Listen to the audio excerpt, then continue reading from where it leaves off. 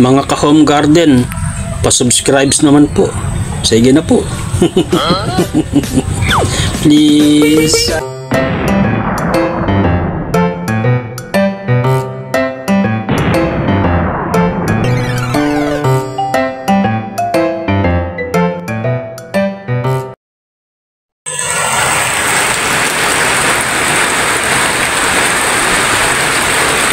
Lumalaki na ang tubig.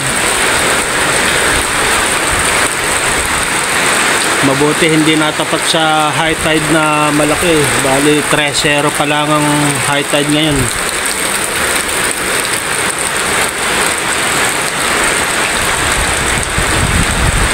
Ingat po tayo.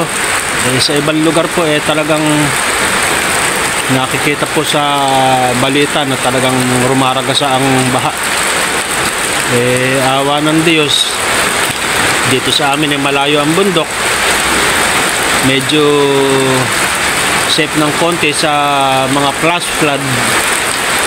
Ang delikado lang sa amin pagka yung nagpapawala na yung mga dam. Talaga po dito ang baba sa aming lugar.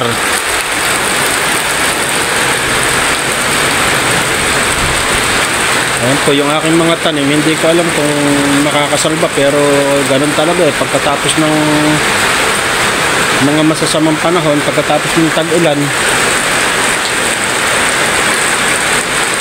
magtatanim uli ng panibago.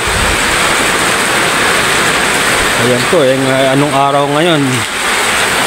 Sabado. At pag lumabas yung bagyo mamaya, maghahatak pa rin ang habagat.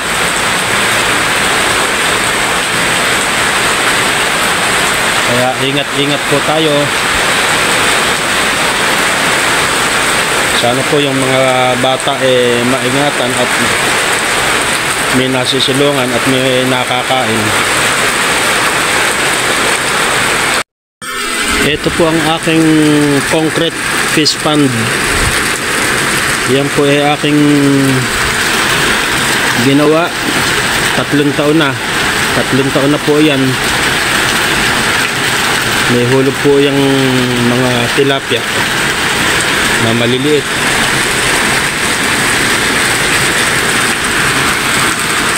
Yung po kanyang tubig pagka po tag-ulan, napapalitan. Doon po nakatapat yung kanyang alulod po ng bahay. Diyan ko po tinapat at napapalitan po yan. At yan naman po merong filter sa dulo. Meron siyang overflow sa dulo, kaya hindi po masyadong aapaw kahit na malakas ang bagsak ng tubig. Ayan po yung aking taniman doon sa dulo. Sana po wag bumaha.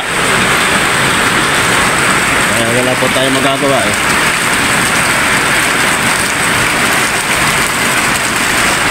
Ingat po tayo mga kababayan.